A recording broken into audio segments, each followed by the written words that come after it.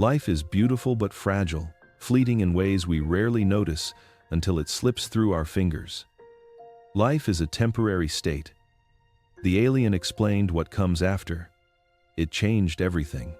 Imagine discovering that everything you believed about existence, death, and what comes next is incomplete, shaped by fear, habit, and stories handed down through generations. What if the truth is not something to chase, but something you've already lived, hidden beneath the surface of every choice, every memory, every heartbeat? Tap that like button to lock in your focus. Share this with someone ready to question reality. And subscribe to stay connected to every revelation. Write in the comments where you're tuning in from, your city, your country, and feel the collective pulse of awakening spreading through every viewer. This is not just a story. It's a journey into the unseen mechanics of life, death, and consciousness itself. A path that challenges what you think you know. Every second matters, every detail carries weight, and every moment you stay with this could awaken something you didn't know was missing. Open your mind and let the familiar fade away. Step into the unknown with Scott as Drax reveals the truths that will reshape everything you thought you understood. Pay close attention. What you're about to witness changes everything. Scott remained alone long after the door stopped echoing. The workshop felt smaller now, as if the walls had shifted inward once the truth was spoken aloud. Silence pressed against him, not empty, but crowded with meaning. He understood then that some knowledge does not arrive as information. It arrives as erosion, wearing away what once felt solid. The confrontation had ended, yet nothing had resolved. Something irreversible had begun. He sat, surrounded by tools he trusted, objects that obeyed cause and effect, objects that never questioned him back. Yet his hands trembled slightly, betraying a deeper instability. For decades, he had believed that understanding came from fixing what was broken. Replace the part, tighten the bolt, restore function. Now he sensed that the fracture was not external, it was internal, spreading quietly beneath habit and memory. Thoughts surfaced uninvited. Memories of prayers spoken automatically, of answers expected but never truly listened for. He realized that certainty had been his shelter, not his strength. Certainty had kept him moving, working, avoiding stillness.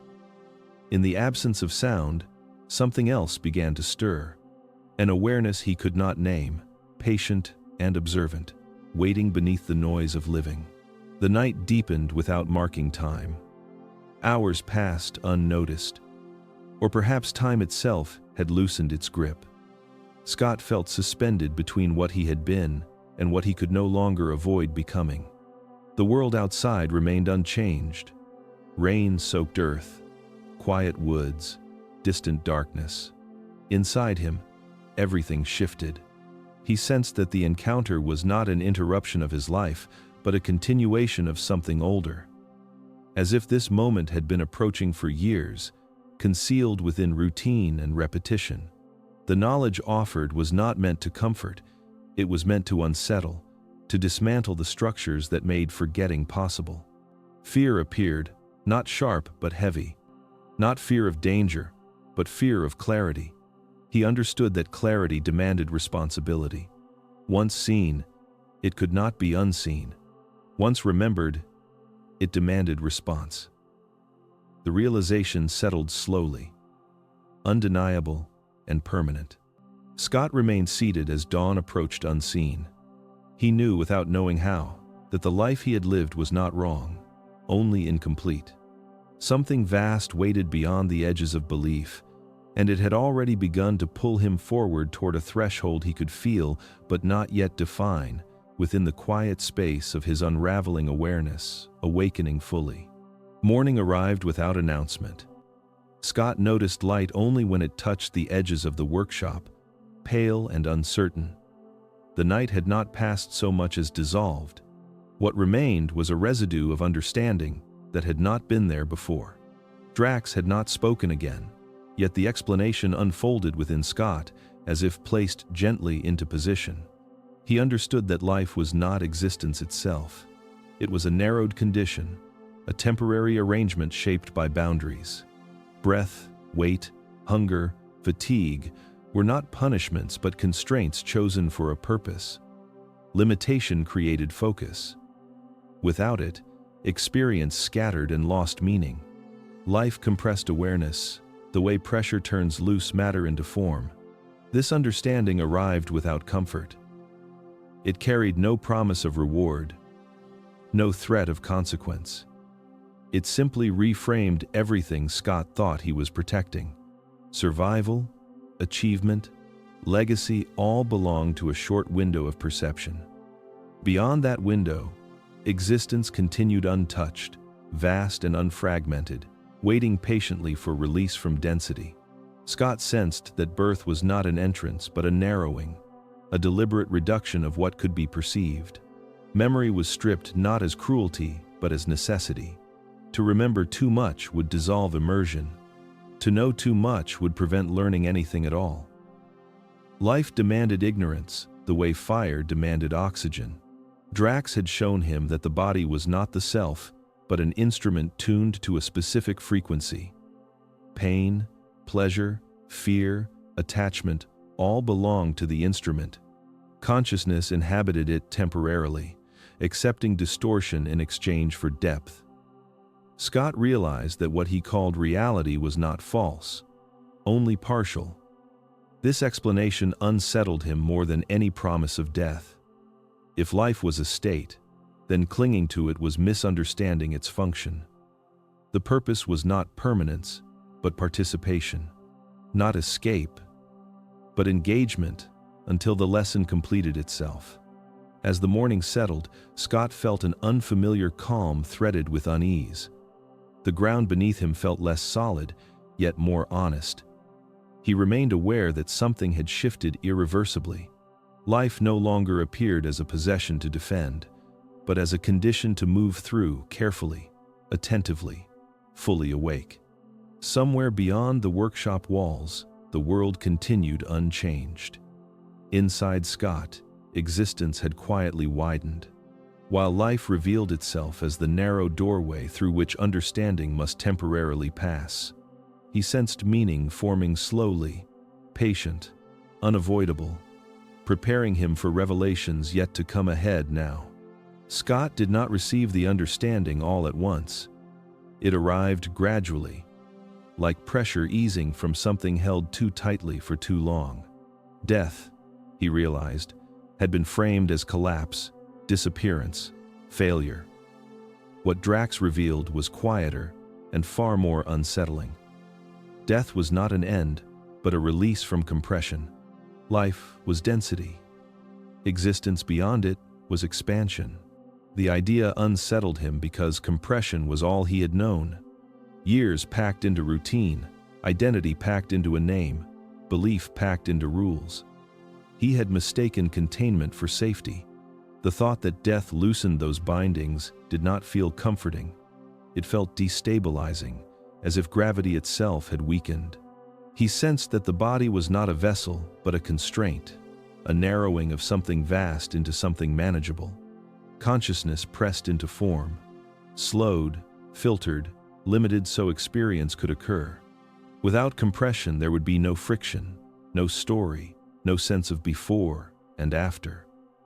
Life, then, was not a gift taken away by death. It was a temporary narrowing chosen for a purpose. This understanding carried weight. If death removed compression, then nothing essential could be lost. Only the tightness would dissolve. Fear, which relied on contraction, could not survive expansion, neither could guilt or longing. They belonged to the compressed state, where separation felt real. Scott recognized that much of his suffering came from resisting release, holding, clinging, bracing against an imagined void. What waited beyond was not emptiness, but openness. Not darkness, but the absence of walls. Time itself seemed implicated. Compression required sequence. Expansion dissolved it. After death, There was no waiting, no distance traveled, no transition to endure. Only the falling away of limits that once made duration necessary. The realization did not bring relief, it brought humility. Life was not the whole. It was a focused interval. Intense, because it was narrow. Meaning arose from limitation, not permanence. He sensed an unseen threshold approaching, not marked by light or sound, but by an internal loosening, a quiet permission to stop gripping the familiar story, and to allow the unknown to breathe through him without resistance or expectation remaining. Scott understood then why this knowledge felt dangerous. If death was not an ending, fear lost its leverage. Control weakened. Obedience based on terror unraveled. What remained was responsibility to live honestly within compression, knowing it would eventually release its hold without resistance. Scott noticed that the fear he carried did not behave like a warning. It did not sharpen his senses or prepare him for danger. It simply sat there, heavy and familiar, like furniture inherited and never questioned. Drax did not need to argue or persuade. The understanding arrived quietly that fear of death had been placed, not discovered. The realization unsettled him more than any cosmic explanation. Instinct, he knew, was efficient. Hunger demanded food, pain demanded retreat. Fear of heights kept bodies from falling. Yet fear of death did nothing useful. It lingered long before danger and long after it passed. It shaped choices, beliefs, obedience. Scott sensed that something so persistent had been taught repeatedly until it felt natural. Memories surfaced of sermons, warnings, hushed conversations around hospital beds. Death spoken of as punishment, as loss, as final judgment, rarely as transition, rarely as release. The pattern became visible. Fear was reinforced early, before questions could form. Before language fully developed, stories were already shaping expectation. Scott understood then that instinct did not produce images of eternal suffering or reward. Instinct did not imagine consequences beyond survival. Those images had been learned, repeated, polished. Fear had been given a narrative, and the narrative had been given authority. The quiet presence of Drax amplified this recognition without words. Scott felt as if layers of borrowed emotion were being peeled away. Beneath them was something unfamiliar. Not bravery, not denial, neutrality. A calm curiosity that had been buried under decades of conditioning. He realized that children did not fear death until it was explained to them. They feared separation, pain, absence, not the state itself. The fear had been shaped into a tool, guiding behavior, sustaining structures, preserving control. Fear kept attention outward, focused on escape rather than understanding. Scott felt a tightening in his chest, not from terror but from clarity. If fear was learned, it could be unlearned. But unlearning required stillness, and stillness had been avoided at all costs. Noise had been safer. Movement had been praised. Silence had been treated as emptiness instead of invitation. The thought lingered like a shadow at the edge of awareness. If fear of death was not instinctive, then death itself was not the enemy. And if death was not the enemy, then something else had been occupying that role all along, shaping lives through borrowed fear and belief. Memory did not vanish by accident. It was removed with precision, like excess light filtered so an image could form. Before breath, before language, before the first cry, forgetting had already begun. Not as loss, but as design. Existence, Drax had implied, required narrowing. To experience fully, awareness had to compress itself into a single thread. Forgetting was the doorway. Without it, immersion would fail.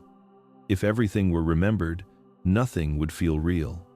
Pain would not teach, love would not risk, choice would carry no weight. So, memory was softened, folded away, not destroyed. What remained was instinct, emotion, and a faint pull towards something unnamed. Scott felt this truth settle slowly. Childhood suddenly appeared different. The way children stare into nothing, the way they ask questions with no answers, the way imagination feels more solid than fact. It was not innocence. It was proximity. They were closer to what they had forgotten, not because they knew more, but because less had been layered over them. Birth was not entry. It was narrowing. A vast field reduced to a point, a spectrum collapsed into a single color. Identity formed not to reveal truth, but to obscure it long enough for experience to matter. Forgetting allowed surprise. It allowed struggle. It allowed growth that could not occur in full awareness. Memory, Drax suggested, returns gradually, not as images, but as recognition. The sense of familiarity with strangers, the ache for places never visited, the feeling of meaning without explanation. These were not fantasies. They were leaks. Small fractures in the veil of forgetting. The human world depended on this amnesia. Systems, beliefs, hierarchies, all assumed people were isolated, temporary, alone. Remembering too soon would collapse the game. Roles would lose urgency. Fear would lose leverage. Control would dissolve. Scott understood why remembering was delayed. To know too much too early would paralyze action. One cannot play a role while watching the entire stage. Immersion required commitment to the illusion, even when the illusion hurt. Yet forgetting was never complete. Something always watched from behind the eyes. Something patient, waiting for the moment when experience ripened into readiness. That moment was not chosen by time, but by depth. And once it arrived, memory did not return gently. It returned as disturbance, as longing, as the quiet certainty that life was not the beginning, but a remembered continuation, waiting beyond perception. Identity unraveled quietly, not through argument, but through observation. The presence of Drax altered the room without movement, as if assumptions themselves had weight and were being lifted one by one. What Scott believed himself to be began to loosen. Threads pulled not by force but by recognition. It became clear that names were labels applied after arrival, conveniences for navigation rather than truth. A name did not contain awareness. It merely pointed toward it, the way a sign points toward a town without being the town itself. Bodies followed the same rule. Flesh was a vessel, temporary and responsive, designed for sensation, limitation, and decay. It allowed experience to occur, but it was never the experiencer. History, too, revealed itself as a tool. Memory arranged events into a story so continuity could be maintained. Without narrative, immersion would fail. A life required sequence, cause, and consequence. Yet sequence was not reality. It was scaffolding erected so consciousness could focus on a single thread without remembering the loom. Scott sensed resistance rising within himself, not intellectual but emotional. If identity was not fixed, then loss was not final, and failure was not permanent. The weight he carried had relied on the belief that this version of himself was all there was. Removing that belief felt like erasing the ground beneath his feet. Drax conveyed that identity functioned like clothing worn for a specific climate. Useful, necessary, but not permanent. When conditions changed, it was removed without violence. What remained was not emptiness, but continuity without shape. Awareness unbound from description. The realization unsettled him because it reframed responsibility. Actions still mattered, but not because they defined worth. They shaped experience. They refined perception. Identity was not who one was, but how one entered the room of reality. Time seemed irrelevant as the understanding settled. Past and future identities appeared like previous tools left behind after use. None were mistakes. None were permanent. Each served a purpose within a narrow window of experience. By the end of the explanation, something subtle had shifted. Scott no longer felt anchored to the weight of his name or the history attached to it. He sensed himself as something older than description, quieter than memory, watching through a temporary lens. And for the first time, the idea felt less like loss and more like relief. It softened fear and widened the space within.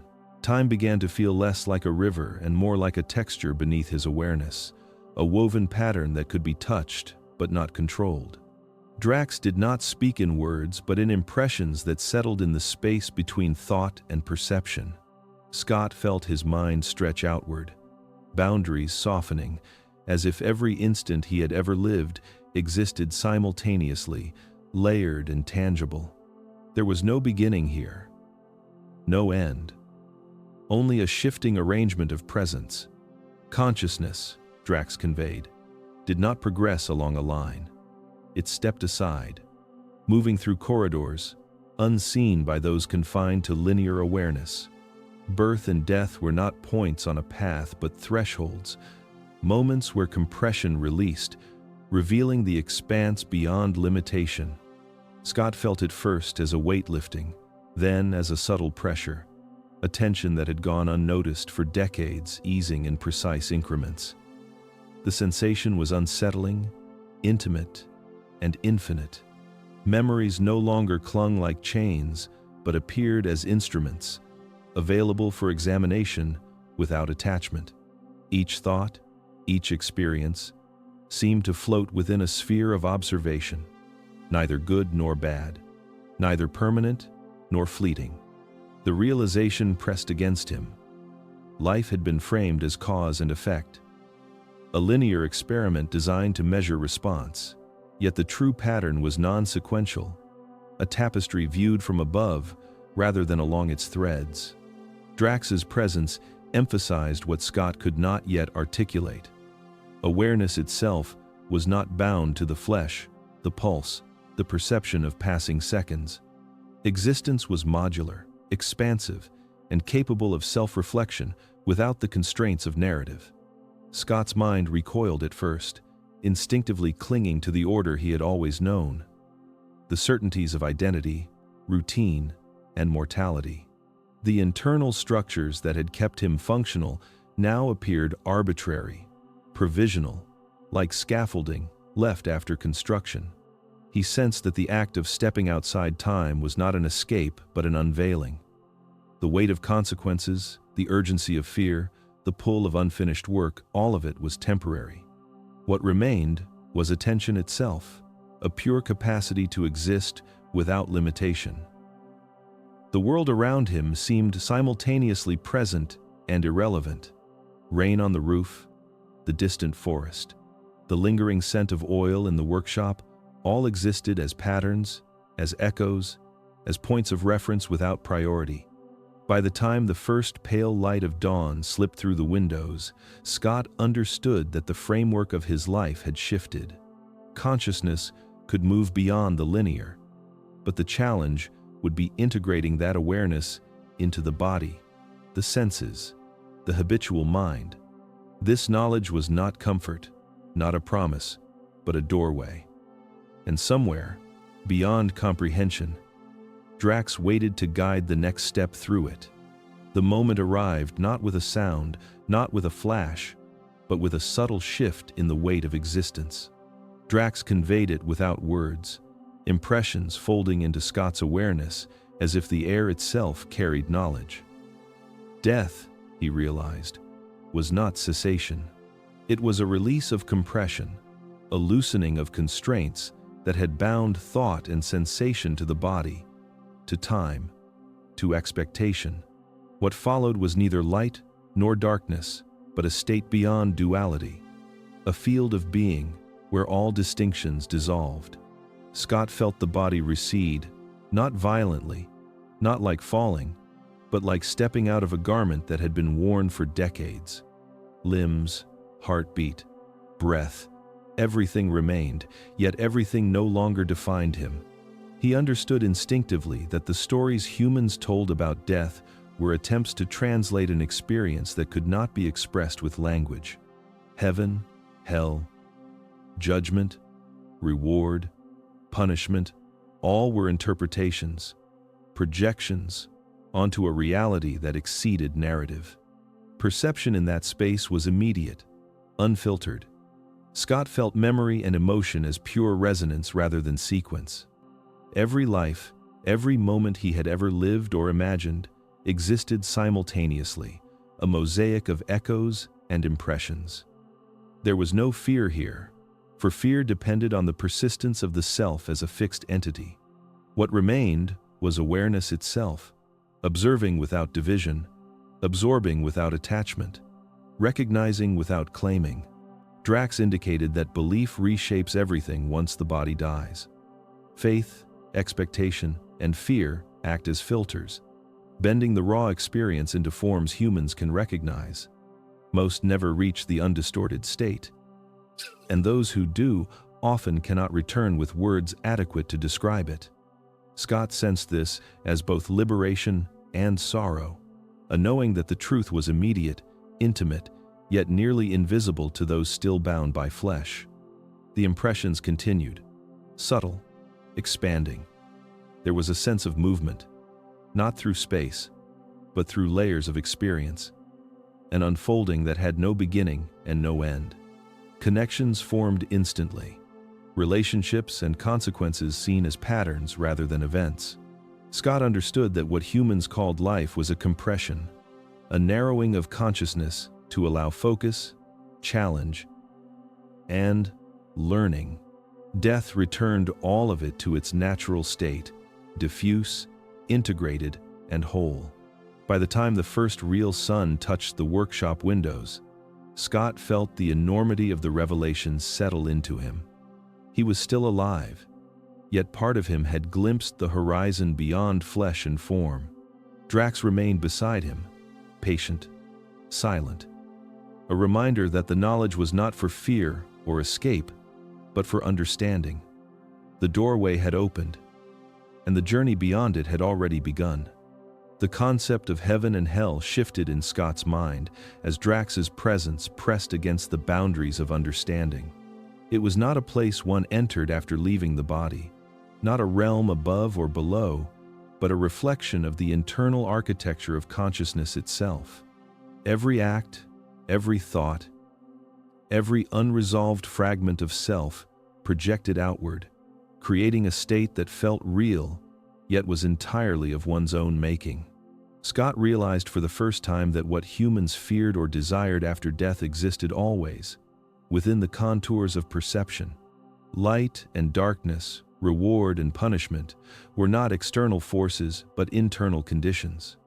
Drax conveyed that every moment of attachment, judgment, or denial layered itself into the mind, forming landscapes experienced as bliss or torment once the compression of the body released. The soul, Scott sensed, carried these patterns without resistance, like a field absorbing vibrations, incapable of escape but capable of awareness. One did not travel to heaven or descend into hell. One entered the consequences of one's own inner reality, immediate and unyielding. Time itself seemed irrelevant. Past and future blended, revealing that internal states were not sequential but simultaneous, persistent in their resonance. Anger, pride, love, fear, each echoed like a note in a vast harmonic structure, audible only when one stepped beyond the limitations of the body. Scott felt the weight of every choice he had ever made, every compromise and surrender, each one layering into unseen formations that would follow him beyond the edge of life. The revelation was disorienting. Human teachings had promised reward for virtue and punishment for sin, yet Scott now understood that the universe did not operate with such simplicity. The structures he had relied upon were interpretations designed to guide behavior, to frame morality in digestible ways, but they concealed the deeper truth. The truth was that experience itself created the afterstate. Every fear of judgment, every clinging to hope or dread, shaped the resonance of existence beyond form. Drax's presence was steady, unhurried, as if the revelation itself required time to integrate. Scott felt his body and mind lean into the immensity of understanding, realizing that liberation came not from awaiting salvation or fearing damnation, but from recognition of the patterns he carried. Heaven and hell were not destinations to reach or avoid. They were states of consciousness, lived internally, always present, awaiting acknowledgement. By the time the workshop's windows caught the rising sun, Scott felt a subtle shift within himself. The fear of what awaited after life softened, replaced by a quiet gravity, a knowing that existence itself carried both promise and consequence, not externally imposed, but born entirely from the architecture of the soul he would inhabit forever. Judgment arrived, not as a verdict handed down by some distant arbiter, but as a sensation that arose from the very architecture of consciousness itself. Scott felt it first as a pressure, subtle yet insistent, originating not from the eyes of others, not from gods or authorities, but from within. It was the echo of his own choices, the reflection of actions taken and neglected, the accumulation of intentions unexamined and promises unkept. Drax conveyed that humans had been conditioned to project accountability outward, to imagine punishment or reward as external, when in truth, the weight always rested on the self. Scott realized that the fear he had carried all his life, the anxiety that accompanied every misstep, every perceived failure, had been an early echo of this internal law. It had not been punishment, it had been awareness testing its own boundaries. The alien's presence emphasized the immediacy of it. One could not escape judgment, for it was inseparable from consciousness itself.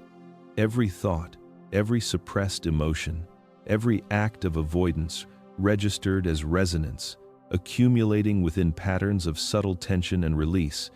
It was a mirror that reflected not appearance, not words, not deeds alone, but the alignment of intention. The body seemed less relevant now, almost incidental. Scott sensed that judgment was a calibration of essence rather than circumstance. Actions mattered, yes, but only insofar as they revealed the integrity or distortion of awareness. Compassion, deceit, courage, fear. They all left traces that persisted beyond the perception of time. There was no ledger, no tally, no external jury. The system operated like a living circuit, responding to the fidelity of consciousness itself. Drax's presence acted as a lens, making visible what Scott had never seen, yet had always carried. The self as both witness and participant, the creator of reward and consequence simultaneously. A profound quiet settled in the workshop, as if the very air acknowledged the weight of what Scott was beginning to understand. He remembered moments of shame and pride, instances where he had acted out of fear or convenience, the subtle compromises that had seemed insignificant in the ordinary flow of life. Now each one appeared luminous, vibrating with consequence, shaping a terrain that no external judgment could alter. Scott's chest tightened, not in fear but in recognition. Every misstep, every act of authenticity was a seed planted in the soil of the self, destined to bear fruit in ways subtle or overwhelming once the constraints of the body and linear time released their hold. Drax's presence shifted, the impressions folding gently, revealing that this self-generated judgment was not punishment but clarity. It was a mirror, impartial and unblinking, a tool for growth rather than condemnation. Scott understood that life's suffering, the unease and restlessness he had carried for decades, were not imposed from outside but emerged from the misalignment between perception and essence. Realignment required honesty, not compliance. It demanded courage to observe without denial, to witness without argument, and to act with awareness of the resonance of every thought and choice. By the time the first gray light of dawn seeped into the workshop, Scott felt the tremor of understanding settle into the marrow of his being. Judgment existed always, quietly, invisibly, and it had never been imposed by gods, society, or circumstance. It had been his own, perfectly accurate, a reflection of fidelity or deviation from the self he had never fully acknowledged. In that silence, he understood that to live authentically was to participate willingly in this internal law, to accept the mirror as it existed, and to recognize that every moment carried the seed of consequence, unseen yet undeniable, immediate and eternal. Guilt arrived like a shadow, long and cold, stretching into every corner of Scott's awareness.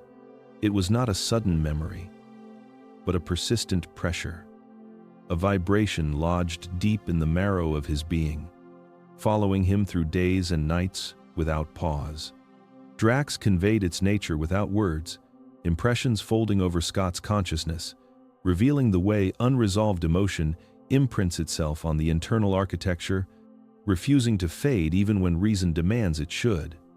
It was not a punishment, not a debt to be paid, but a record, a signal that energy remained tethered and unacknowledged. Memories of his wife came unbidden, not as comforting recollections but as vectors of unfinished presence. Her laugh, the weight of her hand on his shoulder, the quiet moments in the kitchen, all carried layers he had never examined. Guilt was the residue of decisions left incomplete, words unsaid, actions unaligned with love and attention. He realized that this weight had followed him through decades, manifesting not just in sadness, but in an invisible tension, a shadow that shaped choices, perception, and the very quality of his presence. It was the proof that forgetting does not erase energy, only displaces it, carrying forward as influence until consciously integrated. Scott felt the familiar ache in his chest, a contraction that mirrored the way he had avoided intimacy with memory, had preferred distraction to presence. The workshop around him, once neutral and safe, now seemed infused with echoes of the past. Tools and benches, the faint scent of oil and metal, even the morning light cutting across the floor, became a backdrop to a reckoning long deferred. Drax's presence emphasized the inevitability of acknowledgement. There could be no avoidance here. The consciousness that held him together also held every fragment of unresolved feeling, and the architecture of the self demanded alignment. Images of her final days pressed forward, moments of helplessness he could not rewrite. Decisions he thought were small, insignificant, now unfolded with the weight of consequence he had never fully comprehended.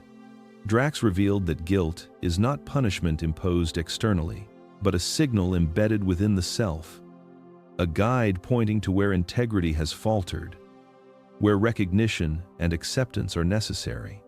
It is neither judgment nor shame in the human sense, but a quiet call to witness what remains unacknowledged. Scott felt tears prick the edges of awareness, not from sorrow alone, but from recognition of the profound truth that the past had never been left behind. Every unexamined moment, every lapse, every avoidance had coalesced into this internal law, shaping perception, constraining freedom, limiting awareness. Guilt followed him because it was never meant to leave. It was the tether between what had occurred and what remained to be understood. To release it, he realized, required neither denial nor punishment, only presence, honesty, and a willingness to confront what had always been held quietly inside. The light in the workshop shifted as morning advanced, brushing against tools, dust, and floorboards. Scott understood that the process of facing this weight was neither linear nor finite. It was ongoing, a continuous unfolding of integration, a participation in the law of consciousness that Drax had been revealing. The guilt that had followed him, relentless and invisible, was now a map, a guide, a bridge to understanding the self beyond fear, beyond avoidance, and beyond the boundaries that life had imposed. In that quiet, he felt the first tremors of relief, not complete, not final, but unmistakably present, as if the tether had loosened just enough to allow movement toward alignment. The concept unfolded slowly, like mist rolling over the edges of a forgotten valley. Drax did not speak, yet the understanding pressed into Scott's mind with the weight of certainty. Reincarnation was not a lottery of reward or punishment, nor a mechanism of moral justice as humans imagined it. It was refinement, a process of consciousness returning repeatedly to experience the subtleties of existence, to correct imbalance, to integrate what had been overlooked, and to explore what remained unmanifested. Each lifetime was a module, a layer of calibration, designed not for judgment, but for the expansion of awareness. Scott felt the implication like a current running beneath his skin. Life and death, birth and passing, were not ends or beginnings, but cycles of refinement. Each iteration offering the chance to perceive deeper truths, to experience dimensions of thought and emotion previously inaccessible. Drax conveyed that what humans called sin or failure was rarely final. It was energy unaligned, waiting for conscious engagement. Each return, each new incarnation, offered the opportunity to refine perception, intention, and understanding, allowing the consciousness to inhabit a broader spectrum of reality. Images began to form unbidden, glimpses of his own past lives, not as memories in the ordinary sense, but impressions of resonance. Faces, voices, landscapes, some familiar, some alien, flowed through his awareness as patterns, each carrying lessons that had never been fully realized. The weight of choice, the imprint of intention, the subtle consequences of action and inaction became visible as a lattice connecting lifetimes, a geometry of experience that spanned far beyond what Scott had ever imagined. Life was not punishment, nor was death an escape. Both were necessary instruments of refinement, precision tools in the architecture of consciousness. Drax emphasized that the fear humans felt about reincarnation stemmed from misunderstanding. They imagined cycles as traps, repetitive loops meant to bind or torment. Yet in reality, each return offered freedom. Freedom was not liberation from consequence, but the ability to engage with reality more consciously, to adjust, to refine, and to recognize patterns hidden in the shadows of perception. The soul, he revealed, carries the residue of all experiences, integrating each subtlety until alignment is achieved. This alignment is not moral, not judgmental, but energetic, a harmonization of intent and awareness that manifests as clarity and presence. Scott sensed the truth of it as a vibration beneath the surface of thought. The lives he had lived, the mistakes, the joys, the unnoticed moments of connection, all now appeared as threads in a tapestry whose edges stretched infinitely, weaving complexity into order. He realized that what he had always called fate was less about destiny and more about refinement, the natural unfolding of lessons embedded in experience, guiding consciousness toward coherence. By the time the afternoon light had begun to fade into the workshop, Scott felt the subtle shift within himself. Reincarnation was no longer a mystery, no longer a fear-laden concept. It was a process, elegant and impartial, designed not to reward or punish, but to teach, to deepen perception, and to allow the self to know itself more fully. Drax remained beside him, silent, a reminder that understanding was not handed down but revealed through presence, reflection, and willingness to see beyond the familiar patterns that had always defined human expectation. The stillness between them was thick, the kind of silence that carried weight, pressing against the edges of perception. Drax conveyed an understanding that did not require speech, a transfer of thought that threaded into Scott's awareness like a river carving through stone. Some consciousnesses returned quickly, he revealed, while others lingered in silence, held in waiting by forces invisible to human comprehension. It was not a matter of judgment, nor a reward for virtue or fault. It was the resonance of energy, the alignment or misalignment of consciousness with the frequency of existence itself.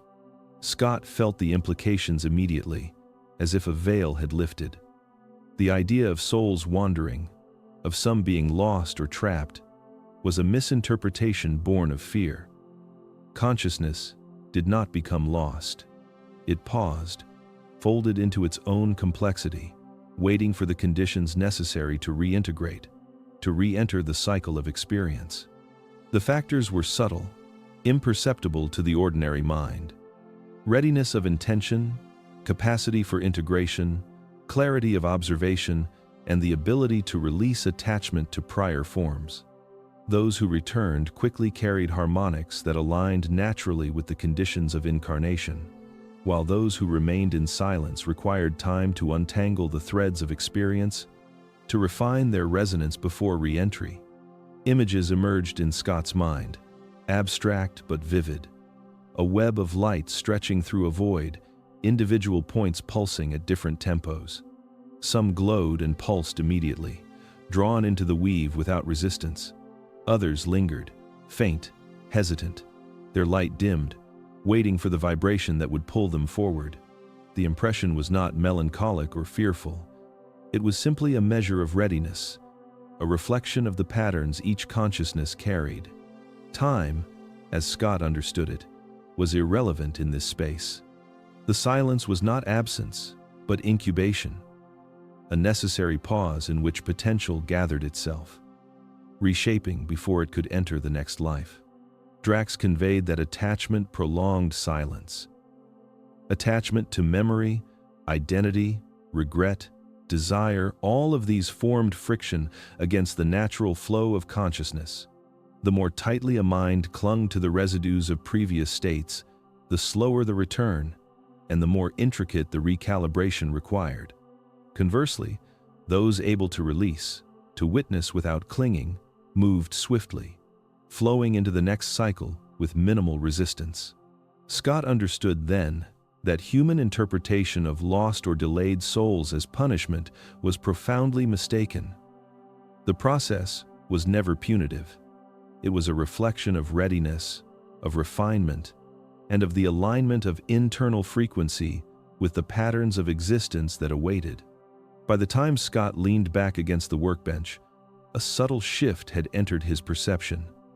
The silence of certain consciousnesses was not emptiness, but preparation. It was the quiet before re-entry, a space where the self observed, integrated, and aligned without the distractions of linear experience. He realized that impatience, worry, and fear were human projections, misunderstandings imposed upon a system far more subtle and precise than any moral or religious structure could convey. To linger in silence was not to be lost.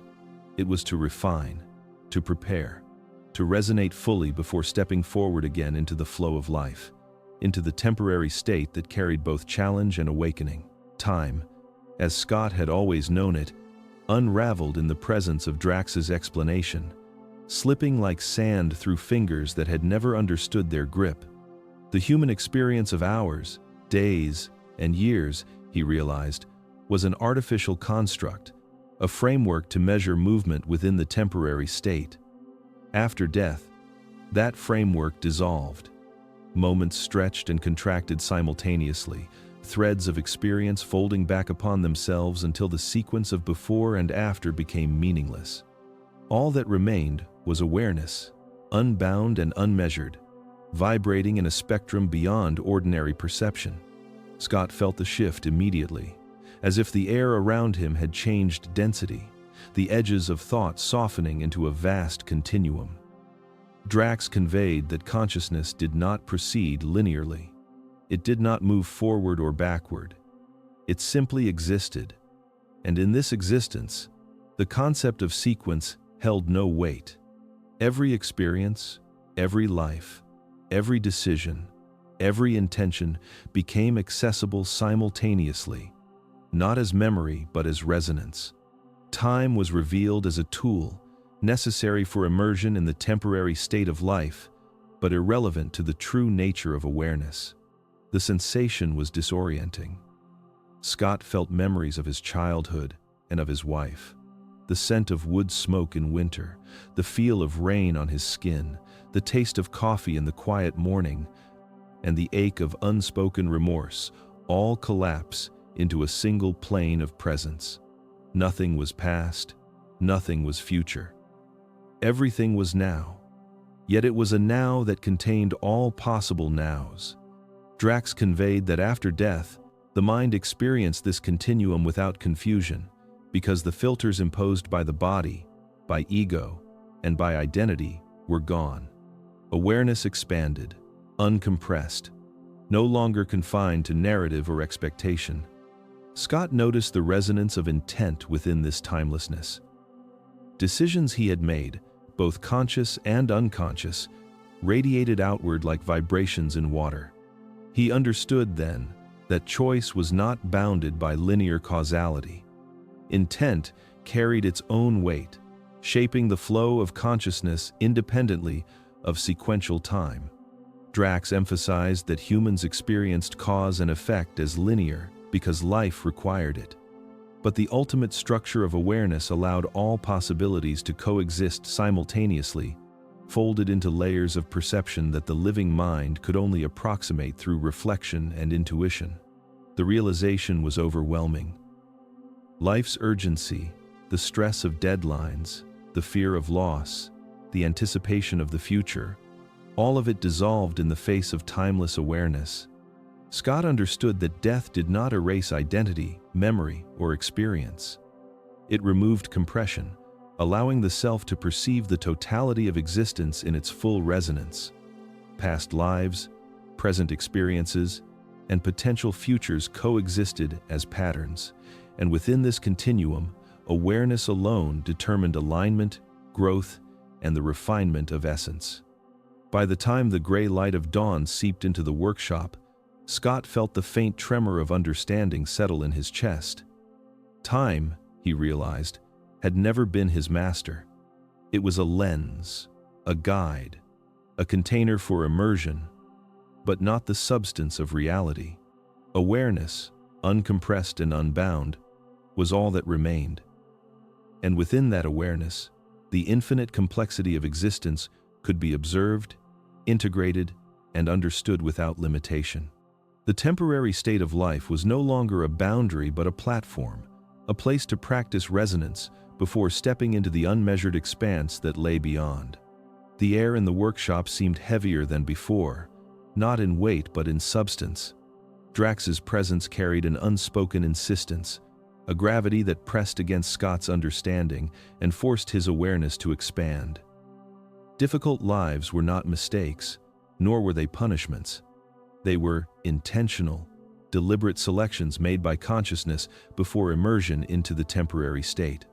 Each hardship, each challenge, each moment of suffering was a vector designed to stretch the limits of perception, to refine the alignment of intent, to awaken faculties buried beneath routine and expectation. Scott struggled to absorb the magnitude of the concept. Humans, he realized, had misinterpreted struggle as misfortune. They had invented morality around ease and suffering, labeling pain as failure and comfort as blessing. Drax conveyed that comfort, while appealing, created shallow resonance. When the currents of life flowed smoothly, the consciousness rarely encountered resistance, rarely was forced to observe, rarely had the opportunity to confront the hidden layers of self. Ease produced repetition, predictability, and stagnation. Growth required friction, confrontation, and the necessity to navigate complexity that exceeded ordinary understanding. Images formed unbidden in Scott's mind. A life of endless comfort. Walls without cracks, paths without obstacles. The light in these scenarios was dim, filtered, lacking depth. Then he saw lives laden with struggle, sickness, loss, betrayal, isolation, failure. The colors were vivid, the textures intricate, the resonance dynamic. The soul, Drax conveyed, did not grow from predictability, but from the engagement with unpredictability, the testing of intent under pressure, the sharpening of awareness when faced with the unfamiliar. Difficult lives were laboratories of consciousness, each problem a tool to reveal what the self could not see in ease. Scott's chest tightened. He thought of his own losses, the death of his wife, the long nights spent fixing things to hold reality together, the isolation, the constant friction of his days. He had always perceived them as accidents, cruelties, or the randomness of existence. Now he understood they were selections, opportunities carefully calibrated for his awareness. Drax conveyed that fear was often the first companion of these lives, because facing resistance required courage, and courage catalyzed refinement.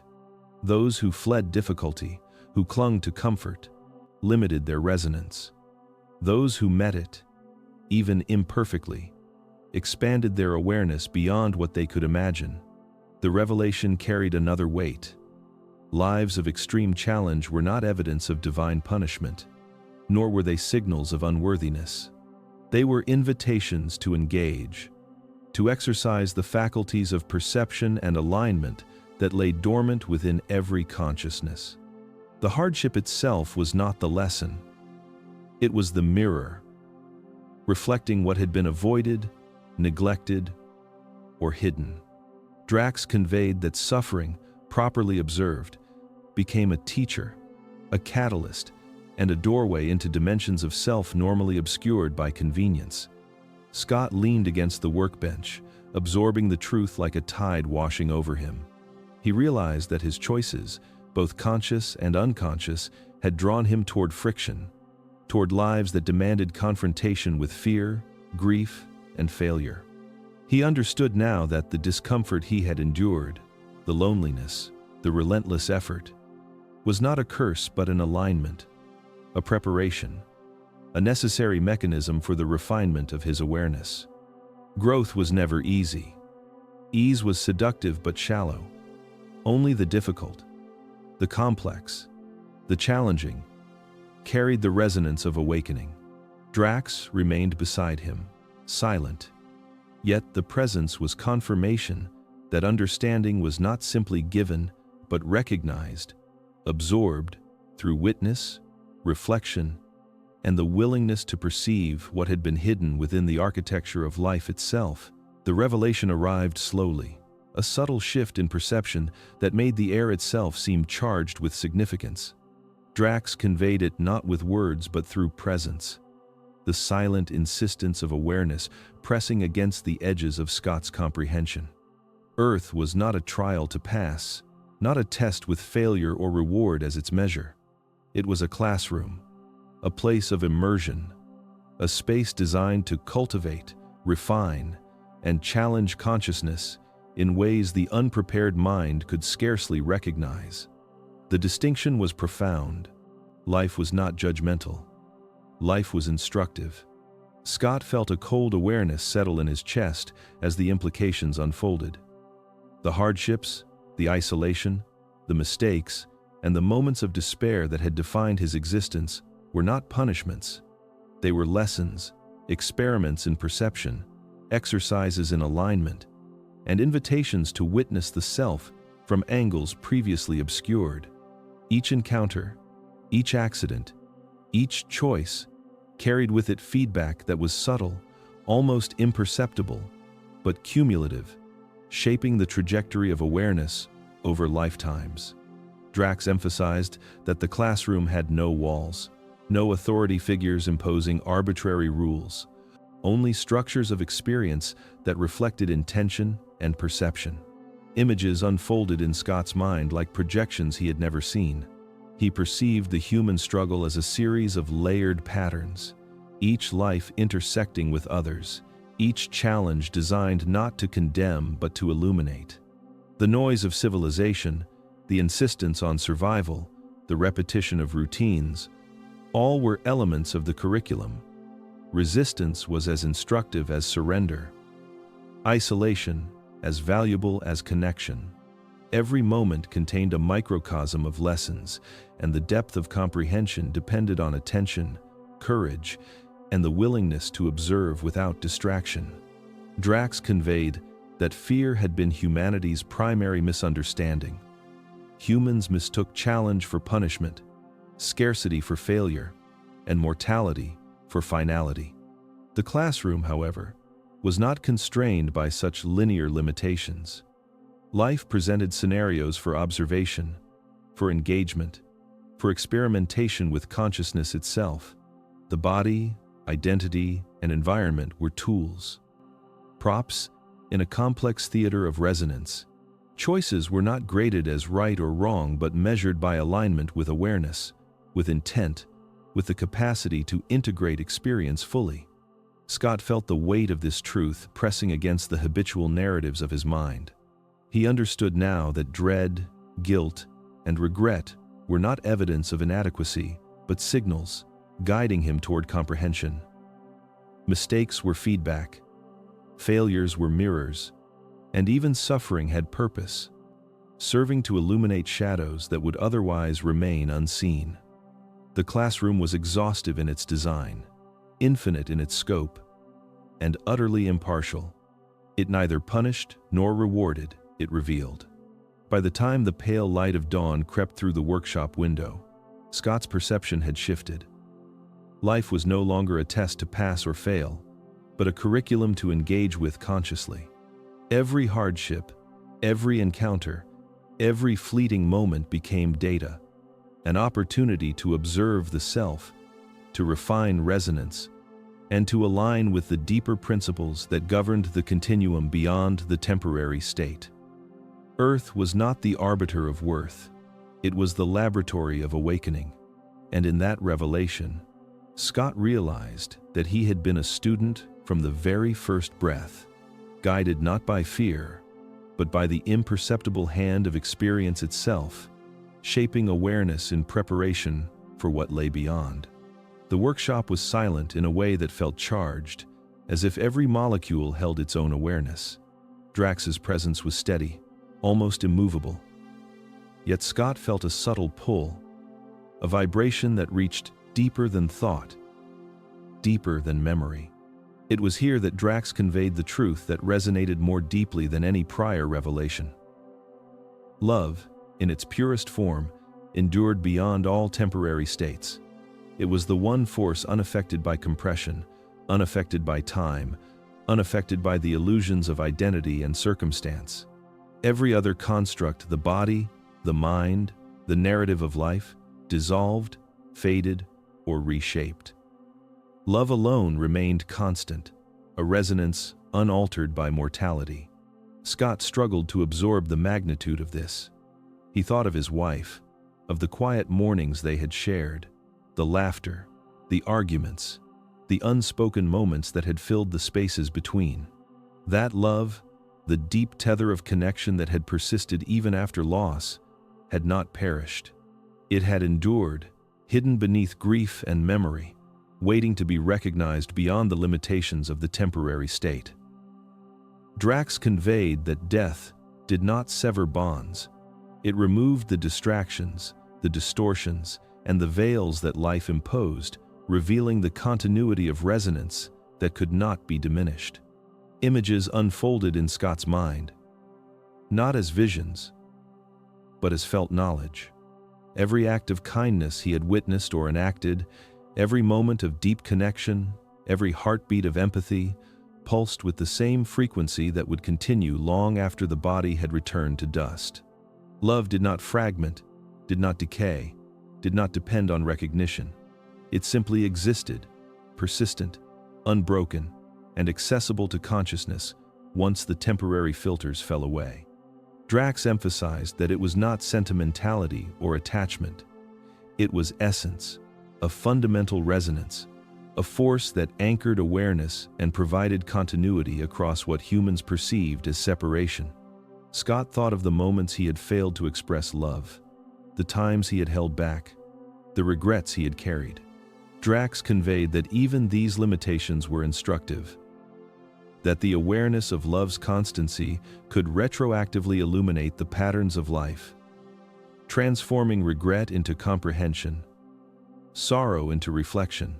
The endurance of love was a signal, a beacon, guiding consciousness toward alignment and resonance, a principle that required neither belief nor ritual, only recognition. By the time the night deepened and shadows pooled in the corners of the workshop, Scott felt a profound shift within. He realized that every fear of loss, every dread of separation, every anxiety about impermanence, was a misunderstanding of what truly endured. The temporary state was only the surface, the conditions through which awareness explored, learned, and practiced. Beneath it all, love was the invariant. The thread that connected every experience, every life, every choice, and every consciousness across the continuum. Scott understood then that love was not just a human emotion, but a principle of existence, a resonance that could not be disrupted by death or limitation. It survived everything. It was all that persisted, and in that realization, he felt a tremor of peace, fragile but undeniable, as if he had glimpsed the pulse of eternity itself, beating quietly, consistently, and faithfully beyond the confines of the temporary state. The night had deepened outside the workshop, but inside, the air seemed charged with a quiet intensity that pressed against Scott's awareness. Drax's gaze was steady, yet it carried the weight of a revelation that could not be grasped lightly. Humans, he explained, feared non-existence because they had been taught to perceive life as a singular, finite event. Consciousness, confined by the illusion of linear time and bounded identity, assumed that the absence of the body equated to the absence of self. The terror of ceasing to be had become instinctive, but it was a misinterpretation, a misconception embedded in perception rather than reality. Scott felt the cold grip of that fear tighten within him, recalling nights spent imagining a final end, imagining darkness swallowing everything. Drax conveyed that such fear was unnecessary, a reaction born of immersion in the temporary state, conditioned by limitation and reinforced by observation of others who mirrored the same dread. Non-existence, as humans imagined it, could not occur. Consciousness was not bound by matter, by the linearity of experience, or by any temporal construct. The notion of complete absence was a mental construct, a shadow cast by ignorance, not a possibility in the continuum of awareness. Images unfolded in Scott's mind, not as visions but as recognition. The continuity of self was not dependent on the body, on memory, or on circumstance. It was a resonance, a pulse, a principle that persisted beyond the apparent dissolution of all physical forms. Death was not erasure. Sleep was not cessation.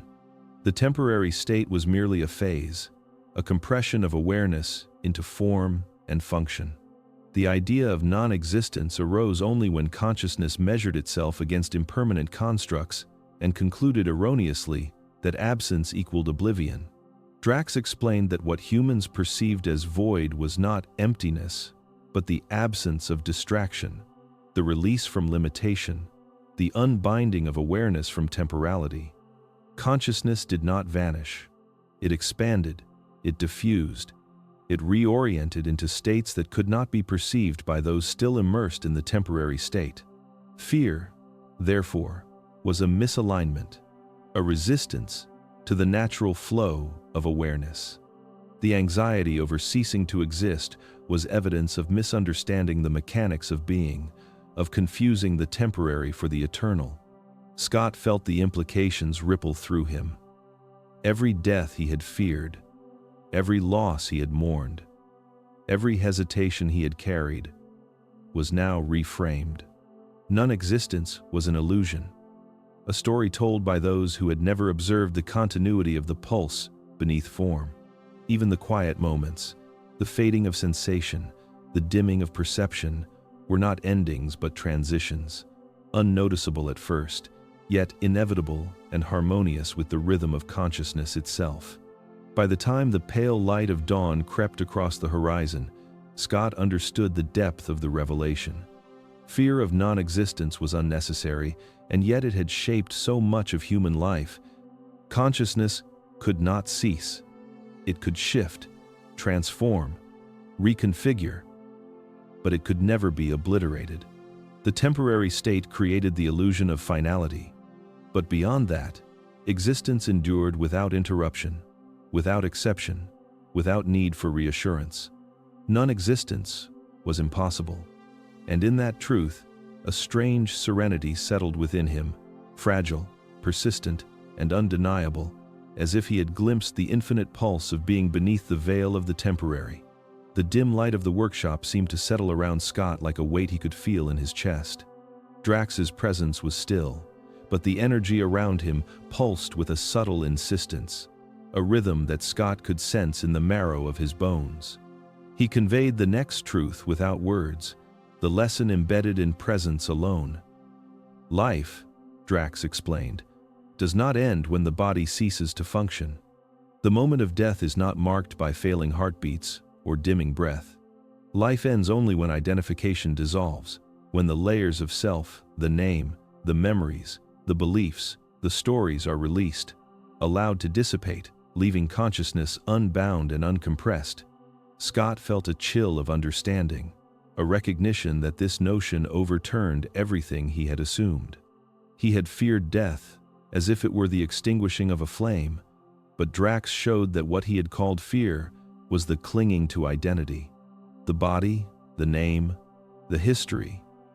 These were temporary garments, tools for navigation in the human state, but not the essence itself. Life persisted beyond them, not dependent on the fragile vessel, not measured by time or circumstance, but sustained by awareness that existed independently, quietly, eternally. Images and impressions filled Scott's mind in fragments, like scattered reflections in a broken mirror. He saw beings releasing their attachments, memories falling like leaves, names dissolving into light. The panic that normally accompanied death was replaced by a profound clarity, a recognition of a continuity that the mind could not fully comprehend while still tethered to form. Identity was the anchor to the temporary, the force that made limitation seem real, and its dissolution was the gateway to what lay beyond the constructs of mortal perception.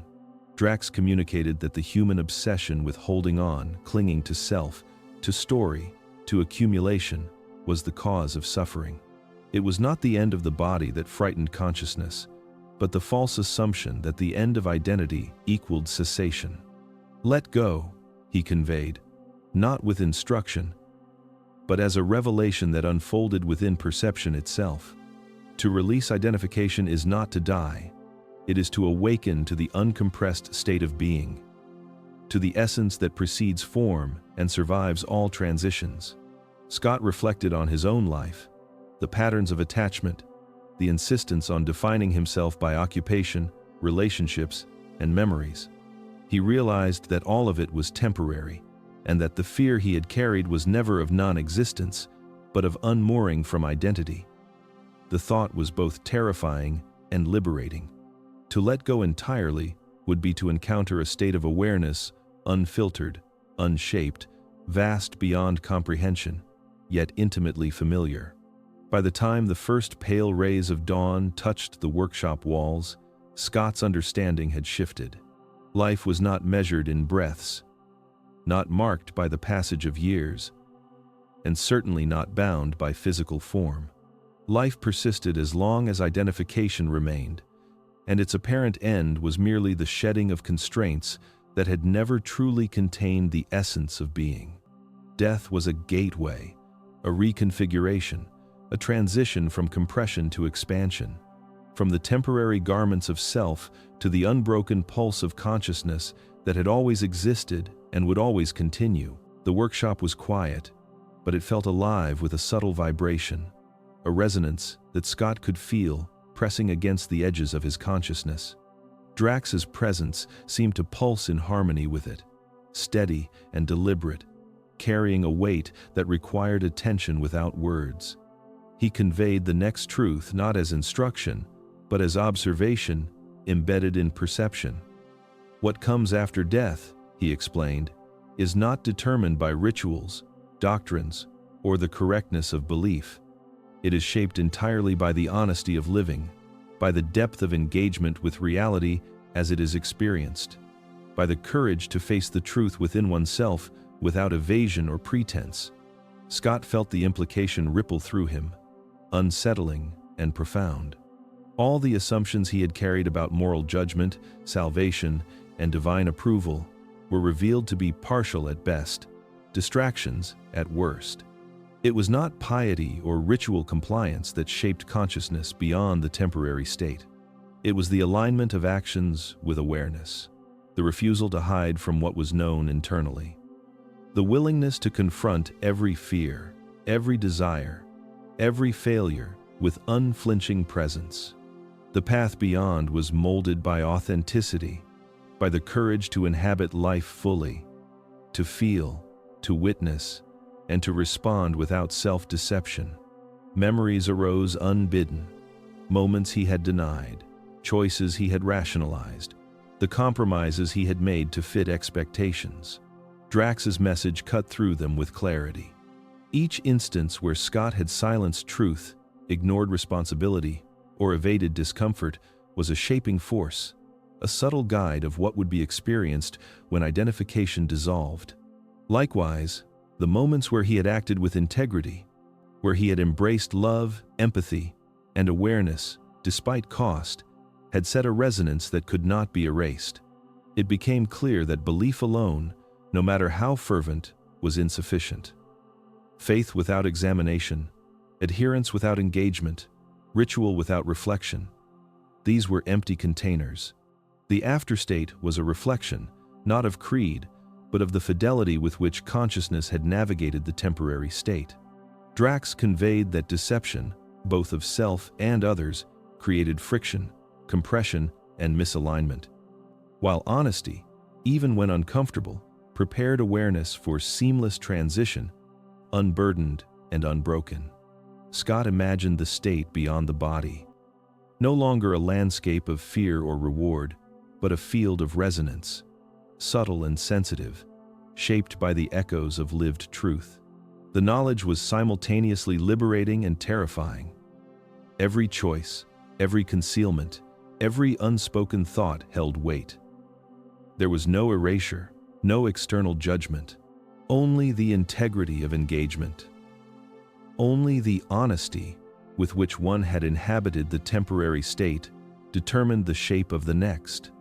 By the time dawn broke fully, casting pale light across the workshop, Scott understood that life itself was a preparation, not for perfection, but for transparency, for courage in the face of self, for recognition of truth beyond comfort.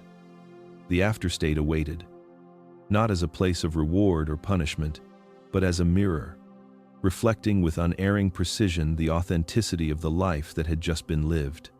And in that understanding, a tremor of clarity settled within him, fragile yet undeniable, illuminating the principle that would guide him through the remainder of the revelations that Drax was poised to impart. The air in the workshop felt heavier that morning, thick with a quiet gravity that pressed against Scott's chest.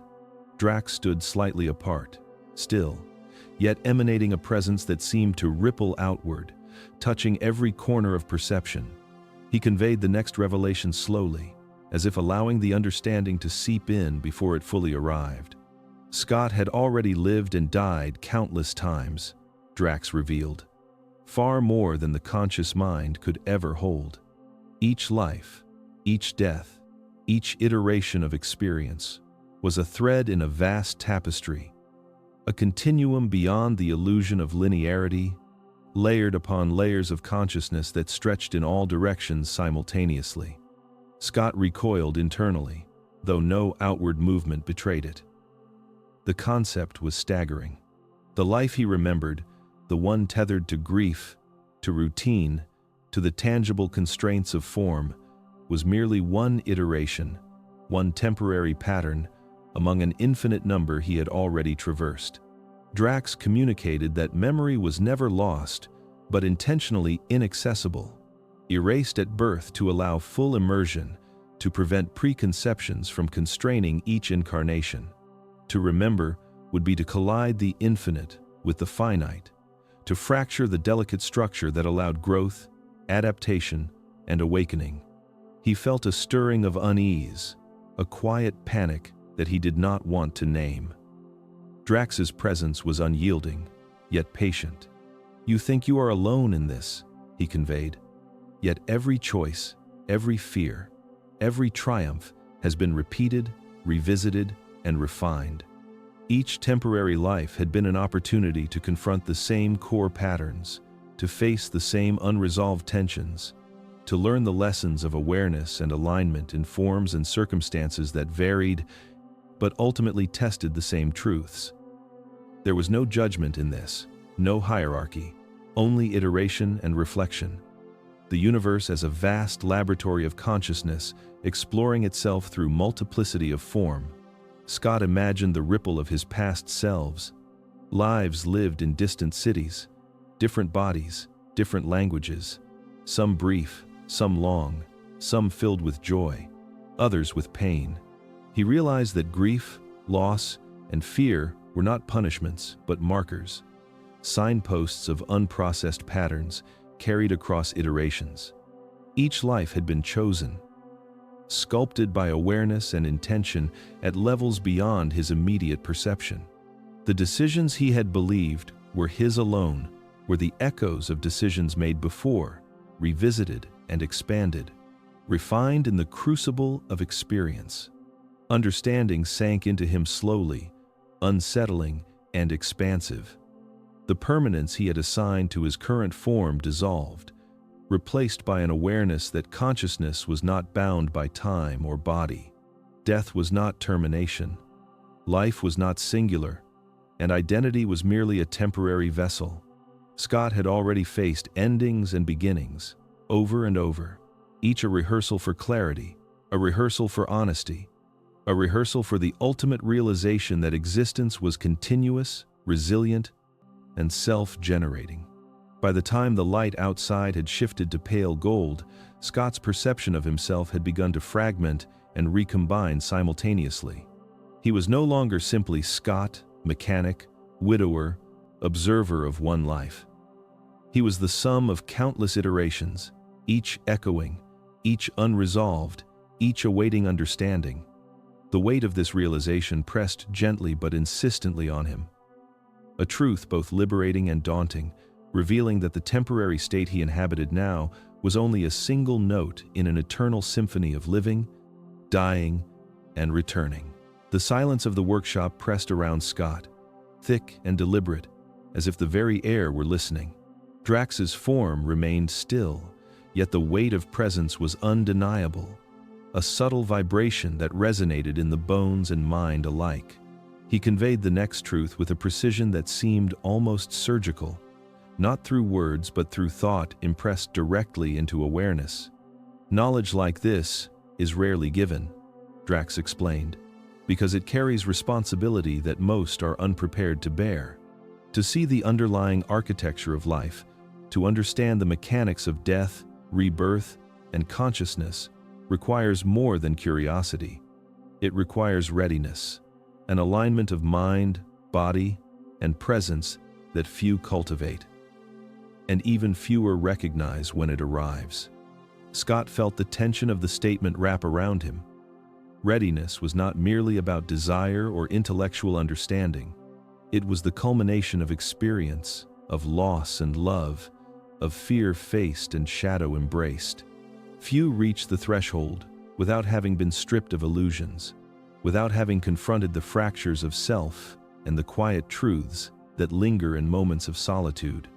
Scott's past, the grief of his wife, the routines of a life lived in quiet competence, the relentless exposure to failure and repair, had unknowingly prepared him. Each moment of silent reflection, each encounter with the limits of form and expectation, had woven an internal resilience that Drax now identified as readiness. It was a humbling recognition, unsettling in its intimacy. Scott realized that the moments he had dismissed as mundane or painful were not random. They had been preparation, the scaffolding upon which the understanding he now received could be safely placed. Drax conveyed that without this foundation, the truth could fracture perception, destabilize identity, and leave consciousness unmoored. Most are given fragments, hints, shadows of the structure, enough to provoke curiosity, but not enough to confront the full scope. Scott was being entrusted with more because he had walked the path that made it bearable. The workshop felt simultaneously larger and smaller, the walls a container for both silence and immense potential. Scott imagined the responsibility inherent in what he had been shown, the ripple effects of awareness, and the inevitability that nothing would remain the same after this point. Knowledge was never neutral. It reconfigures thought, alters perception, and reshapes the framework through which life is understood. Drax communicated that this moment was rare, a convergence of circumstance, experience, and openness that aligned uniquely with Scott's current state. The weight of it pressed gently but insistently, a mixture of anticipation and caution. Scott sensed that the coming revelations, the final understandings, would demand more than intellect. They would demand the courage to release attachment, the capacity to witness without judgment, and the willingness to inhabit truth without retreat. He understood now that being ready did not mean comfort or certainty. It meant exposure, vulnerability, and the ability to confront what had been hidden by time, conditioning, and self-deception. As the daylight shifted outside, scattering faint patterns across the worn floorboards, Scott felt a subtle shift within himself. He was no longer merely prepared by circumstance. He had been shaped, quietly and persistently, into a vessel capable of receiving what few ever could. The rare gift was now within reach, and the silence between him and Drax seemed to pulse with the unspoken acknowledgement that everything to follow would be irrevocable, necessary, and transformative. The first light of morning filtered through the workshop windows, faint and almost hesitant, as if the world itself paused to witness what was unfolding. Scott felt it differently now, every fiber of awareness humming with the clarity that Drax had painstakingly unfolded over countless hours, over countless revelations. Life, he finally understood, was never meant to be clung to, never meant to be a source of fear or grasping. It was to be fully inhabited, every sensation, every joy, every heartbreak embraced with the awareness that it was temporary, a vessel for growth and understanding, and ultimately, a preparation for what came after. The realization was not comforting in a conventional sense. It was electric, a shock that rewired perception from the inside out.